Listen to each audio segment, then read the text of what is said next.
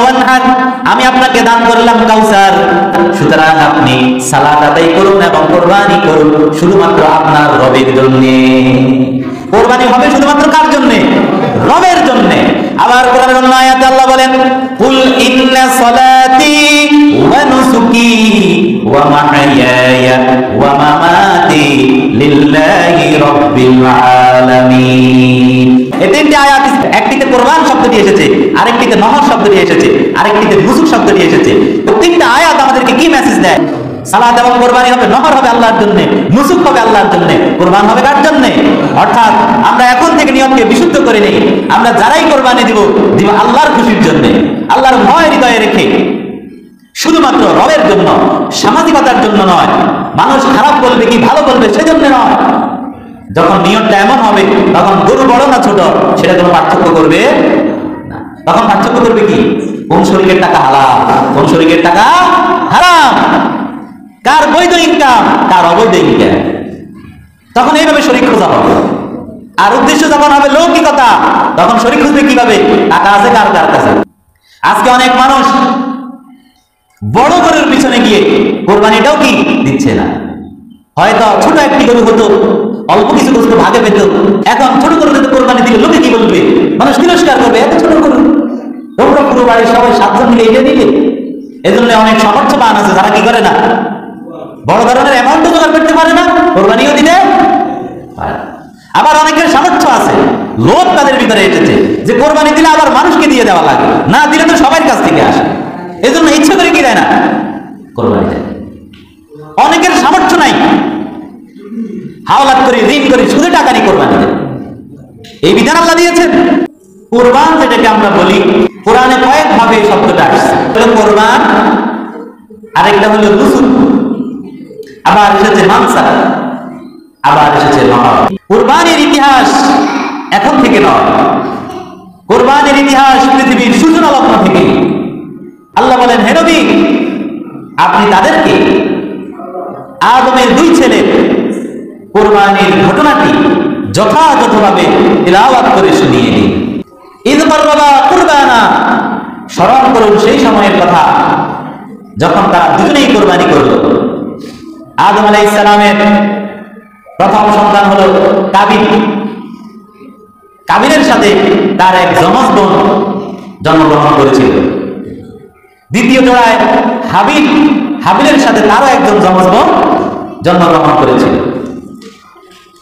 আদম সন্তানের বংশ বিস্তারের জন্য তৎকালীন শরীয়তের আইন ছিল, আল্লাহ আইন করে দিয়েছেন যে ভাইয়ের সাথে যেই বোন একসাথে এসেছে তাদের মধ্যে বিবাহ হারাম। সে কারণে কাবিলের সাথে যে বোন জন্মগ্রহণ করেছে তার নাম ছিল আকলিমা, আর হাবিলের সাথে তার যে বোন জন্মগ্রহণ করেছিল তার নাম ছিল দিওয়াজা। নিয়ম অনুযায়ী আকলিমার সাথে বিয়ে হবে হাবিলের, আর কাবিলের সাথে বিয়ে হবে দিওয়াজা।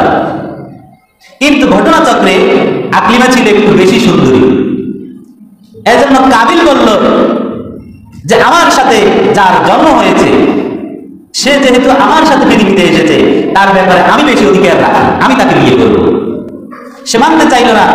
আদম আলাইহিস সালাম তাকে বুঝালেন, সে গ্রহণ করলো না। তিনি আল্লাহর কাছে সাহায্য চাইলেন।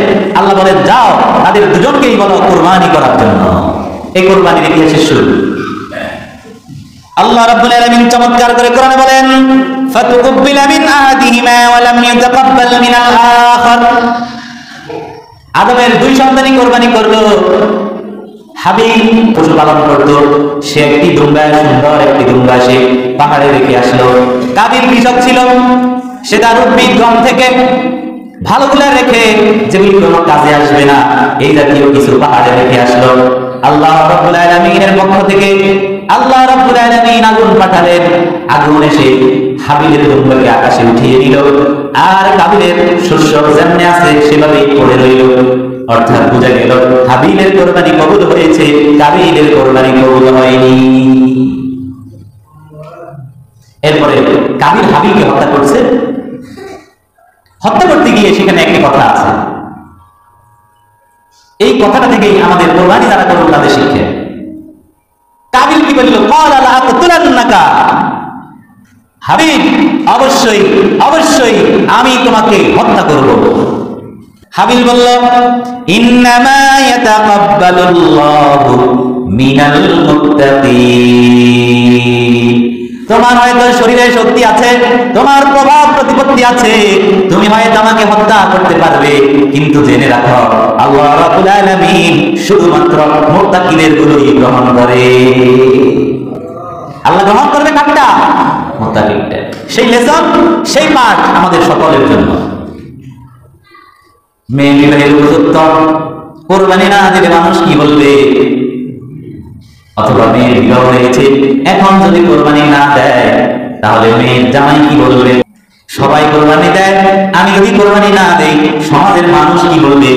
এই জাতীয় মানসিকতা থেকে যত লোক কোরবানি দিবে, আল্লাহর এই আয়াত প্রমাণ করে তাদের কোরবানি কবুল হবে না। নিয়ত হতে হবে বিশুদ্ধ।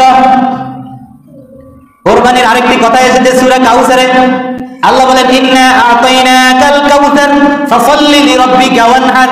আমি আপনাকে দান করলাম কাউসার, ফাসাল্লি লিরাব্বিকা ওয়ানহার। সুতরাং আপনি সালাত আদায় করুন এবং কুরবানি করুন শুধুমাত্র আপনার রবের জন্য। কুরবানি হবে শুধুমাত্র কার জন্য? রবের জন্য। আবার কোরআনের অন্য আয়াতে আল্লাহ বলেন, কুল ইন্না সালাতি ওয়া নুসুকি ওয়া মাহইয়ায়া ওয়া মামাতি লিল্লাহি রাব্বিল আলামিন। কুল, আপনি বলুন, ইন্না সালাতি, নিশ্চয় আমার নামাজ, ওয়া নুসুকি, আমার কুরবানি, ওয়া মাহইয়ায়া, আমার জীবন, ওয়া মামাতি, আমার মৃত্যু, লিল্লাহি রাব্বিল আলামিন, কার জন্য? রাব্বুল আলামিনের জন্য। এই তিনটা আয়াত পড়ে আপনি কি বুঝলেন? তিনটা আয়াত শুনে এই তিনটা আয়াত স্পষ্ট মেসেজ দেয়। একটিতে কোরবান শব্দটি এসেছে, আরেকটিতে নহর শব্দটি এসেছে, আরেকটিতে নুসুক শব্দটি এসেছে। তো তিনটা আয়াত আমাদেরকে কি মেসেজ দেয়? কোরবানি হবে কার জন্য? সালাত এবং কোরবানি হবে, নহর হবে আল্লাহর জন্য, নুসুক হবে আল্লাহর জন্য, কোরবান হবে কার জন্য? অর্থাৎ আমরা এখন থেকে নিয়মকে বিশুদ্ধ করে নেই। আমরা যারাই কোরবানি দিব আল্লাহর খুশির জন্য, আল্লাহর ভয় হৃদয়ে রেখে, শুধুমাত্র রবের জন্য, সামাজিকতার জন্য নয়। মানুষ খারাপ বলবে কি ভালো বলবে সেজন্য নয়। যখন নিয়মটা এমন হবে তখন গরু বড় না ছোট সেটা কোনো পার্থক্য করবে না। তখন পার্থক্য করবে কি?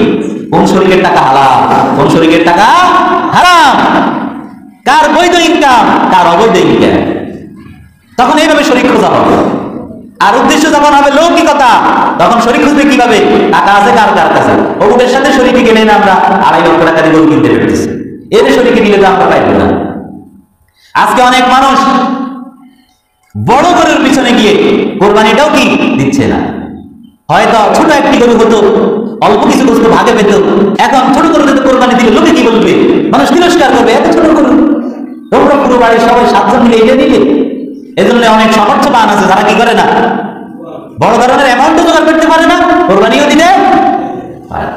আবার অনেকের সামর্থ্য আছে, লোভ তাদের ভিতরে এসেছে যে কোরবানি দিলে আবার মানুষকে দিয়ে দেওয়া লাগে, না দিলে তো সবার কাছ থেকে আসে, এজন্য ইচ্ছা করে কি দেয় না, কোরবানি দেয়।